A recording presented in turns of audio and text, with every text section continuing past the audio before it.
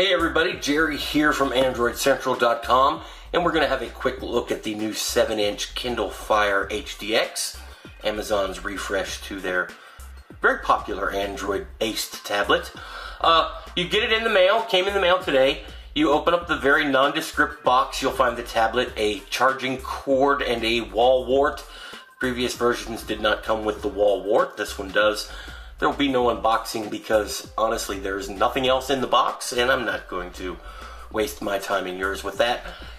Once you take it out, you will instantly notice, if you are familiar with the previous version of the Kindle, this is very thin and very light, noticeably so over the prior version. I'll have the exact numbers for you, but just know that you can tell the difference if that's something you're interested in.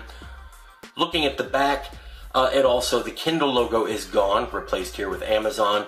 You'll notice all four edges have a unique bezel design, for better or for worse. The construction is made of two different materials here on the back. You have a rubberized soft touch area, and then along the top you have a hard plastic piano black glossy strip. Housing two speakers. It is two separate speakers. I have tested that with the old thumb covering trick. You've got a power button on this side, volume rocker on this side. As we go along the edge of the device, at the top, if you're holding it in landscape, you've got two pinhole microphones. On the right side, you have a 3.5mm headphone jack. And on the left side, you have a micro USB port. Other than that, there are no ports or buttons anywhere to be found except the back. Come around to the front. You've got 7 inches of glass with an HD camera, top dead center in the middle, and we'll, of course, have a look at how that works as we get a little bit deeper. This is just a quick first look. Go back here to the button and turn it on. Yes, this has ads. If you don't like the ads, spend the $15, have them shut off. As a Kindle user, I like the ads. I am a Amazon shopper and have bought several things and used several of the offers they show me. You're looking at the Mojito UI. That's the code name for their new Kindle UI. It is, I like to call it a hybrid. It's got a familiar carousel feel if you're a user of another Kindle. Also has an icon grid and a menu strip at the top.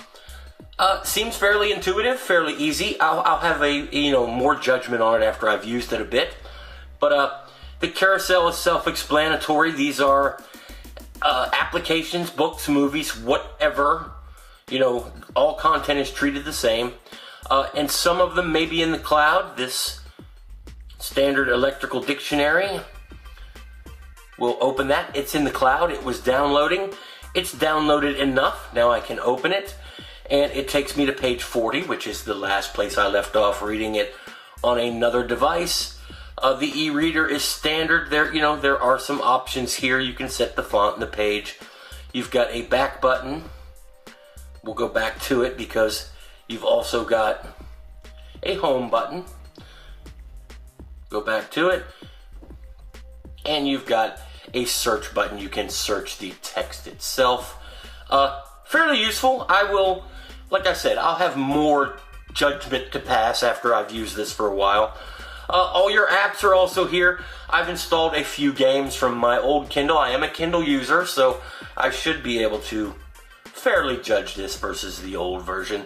A lot of games, I say a lot, a few games, time wasters, HBO Go, Netflix, of course, Amazon Instant Video is built in if you're a Prime member, and quick results, it works well. I want to give it a good college try with the new fast processor inside. It has a new Snapdragon in it. Go back home here.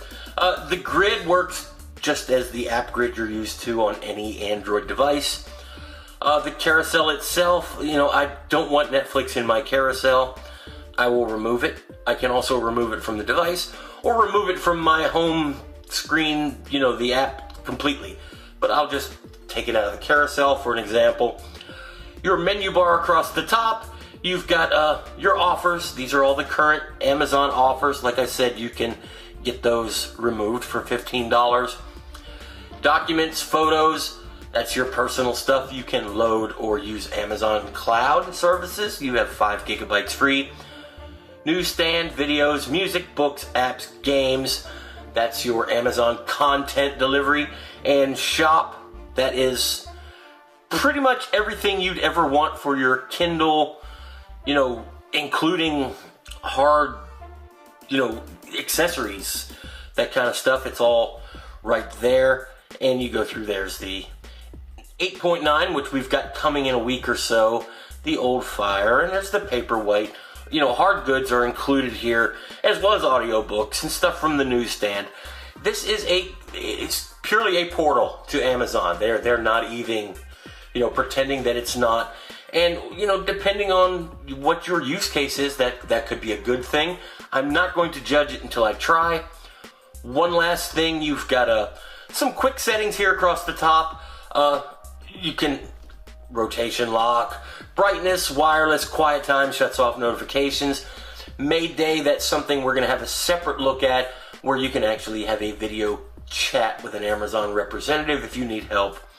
And then there's your device settings. Not much mention of Android here at all. This is Amazon's baby. It's based off of Android, but they have parted ways long ago.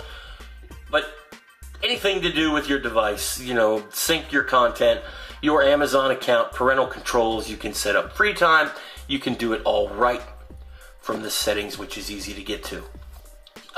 The device looks interesting. A lot of people turn their nose up at the Kindle. I have really enjoyed using mine. I like the 7-inch form factor. And for reading and content consumption, watching videos, reading books, I think the Kindle was probably one of the better devices of last year. The Kindle Fire, that is. So I'm interested to have a look at this one. I'll share my thoughts as I use it. Look for a full review soon. In the meantime, I'll talk to you guys later, because I am out of here.